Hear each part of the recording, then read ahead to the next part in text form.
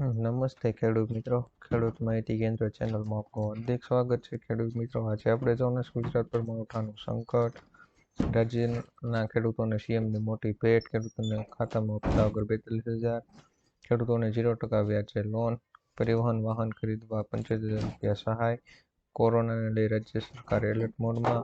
આજના સૌથી મોટા ખેડૂત સમાચાર, રાશન કાર્ડ ધારકોના હિતમાં મોટો નિર્ણય, ખેડૂતોના ખાતામાં પાક વીમો જમા, ગેસ સિલિન્ડરના ભાવમાં ઘટાડો. ખેડૂત મિત્રો, જો આપ અમારી ચેનલ પર પહેલી વાર હો તો ખેડૂત માહિતી કેન્દ્ર ચેનલને સબસ્ક્રાઇબ કરો, શેર કરો અને લાઇક કરો કે આપ સુધી મારા આવનો વિડીયો પહોંચતા રહે. ગુજરાત પર માવઠાનું સંકટ, રાજ્યમાં કડકડતી ઠંડી બાદ હવે માવઠાની આગાહીને પગલે જગતનો તાત ચિંતામાં બેઠો છે. રાજ્યમાં 23મી ડિસેમ્બર બાદ કમોસમી વરસાદની આગાહી કરાઈ છે. રાજ્યમાં ભારે ગાજવીજ સાથે કરા તેમજ અમુક જિલ્લાઓમાં ભારે વરસાદ પડવાની હવામાન વિભાગે આગાહી કરી છે.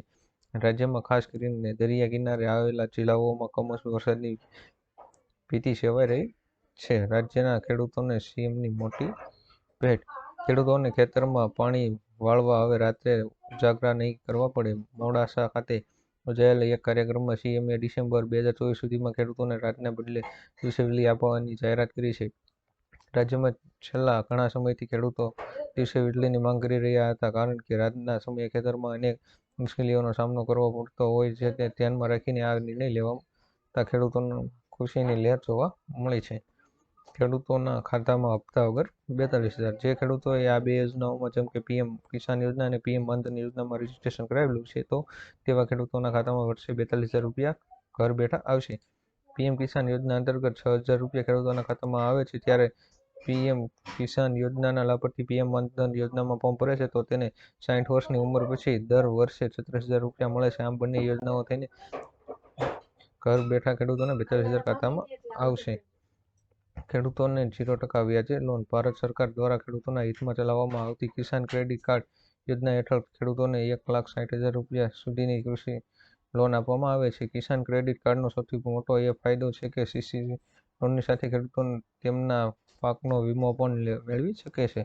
આ યોજનાનું વિતરણ કરીને હવે પશુપાલકો અને મત્સ્યપાલન કરનારા ખેડૂતોને પણ વ્યાજબી દરે લોન ઉપલબ્ધ કરવામાં આવે છે. તાજેતરમાં ભારત સરકારે ખેડૂતોને 3 લાખ રૂપિયા સુધીની ટૂંકા ગાળાની લોન પર વાર્ષિક 1.5% રિબેટ આપવાનો નિર્ણય કર્યો છે.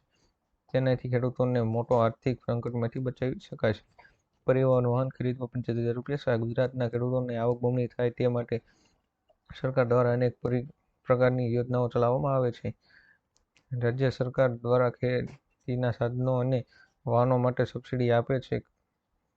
આવી જ એક ખેડૂતલક્ષી યોજના કિસાન પરિવહન યોજના છે. ખેડૂતો પાક ઉગાડે પછી તેમને માર્કેટ યાર્ડ સુધી લઈ જવા માટે પરિવહન યોજના ટ્રેક્ટર જેવા સાધનોની જરૂર પડે છે. ઘણી વખત વાહનોના અભાવે પાક બગડી જતા ખેડૂતોને નુકસાન વેઠવાનો વારો આવે છે. કોરોનાને લઈ સરકાર એલર્ટ, કોરોનાનો નવો વેરિયન્ટ JN1 ને લઈને રાજ્ય સરકાર એલર્ટ થઈ છે.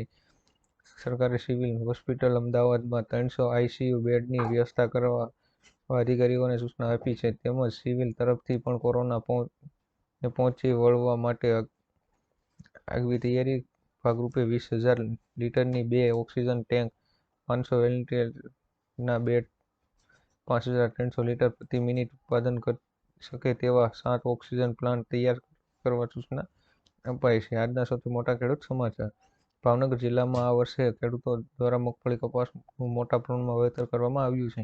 યાર્ડમાં કપાસ, મગફળી, તલ, બાજરી, સોયાબીન, ચણા સહિતની વિવિધ પ્રકારની જણસીની હરાજી કરવામાં આવી હતી. મહુવા યાર્ડમાં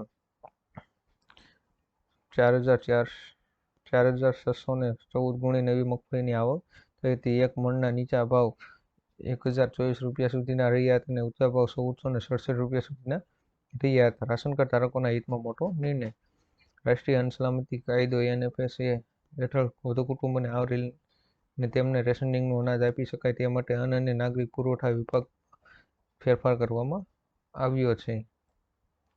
અને શહેરી વિસ્તાર માટે જે કુટુંબોનો કોઈપણ સભ્ય માસિક 15,000 થી ઓછી આવક ધરાવતો હોય તો તેને અન્ન સુરક્ષા હેઠળ આવરી લેવામાં આવશે.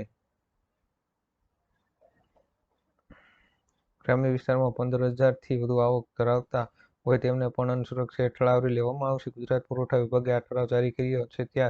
સુધીમાં આવક ફરિયાદ 10,000 હતી તે વધારીને 15,000 કરવામાં આવી છે. ખેડૂતોના ખાતામાં પાક વીમો જમા. ખેડૂતોના બેંક ખાતામાં પાક વીમો જમા થયો તેવા મેસેજને વિડીયો વાયરલ થઈ રહ્યા છે. આ પાક વીમો કયા પાક માટે છે, કયા વર્ષ માટે છે તેની કોઈ સ્પષ્ટતા કરવામાં આવી નથી. અલગ અલગ તાલુકાઓમાં ખેડૂતોને એક મેસેજ આવી રહ્યો છે કે તમારી બેંક ખરીફ પાકના 929 રૂપિયા ખાતામાં જમા થયા છે. અને મિત્રો, આ મેસેજ સાચો છે કે ખોટો તે જાણવા માટે ખેડૂત આગેવાન પાલબેન અંબાલિયાએ સરકારને રજૂઆત કરી છે. ગેસ સિલિન્ડરના ભાવમાં ઘટાડો. કેન્દ્રએ કોમર્શિયલ ગેસ સિલિન્ડરના ભાવમાં ઘટાડો કર્યો છે. 19 કિલોગ્રામના સિલિન્ડરનો ભાવ 39 રૂપિયા ઘટાડવામાં આવ્યો છે. ગત 1 ડિસેમ્બરે તેના ભાવ 1 રૂપિયાનો વધારો કરાયો હતો. તે પહેલા 16 નવેમ્બરે 56 રૂપિયાનો ઘટાડો કરાયો હતો. ઘર વપરાશ માટે ઉપયોગ લેવાતા સિલિન્ડરના છેલ્લા 20 ઓક્ટોબર 2023ના રોજ 200 રૂપિયાનો ઘટાડો કરવામાં આવ્યો હતો. ઘરેલું ગેસના ભાવમાં ઘટાડો થયો જોઈએ કે નહીં તે કોમેન્ટમાં જરૂર કહેજો. ખેડૂત મિત્રો, અવનવા વિડીયો જોવા માટે અમારી ચેનલ ખેડૂત માહિતી કેન્દ્ર ચેનલને સબસ્ક્રાઈબ કરો, શેર કરો અને લાઈક કરો કે આપ સુધી અમારા અવનવા વિડીયો પહોંચતા રહે.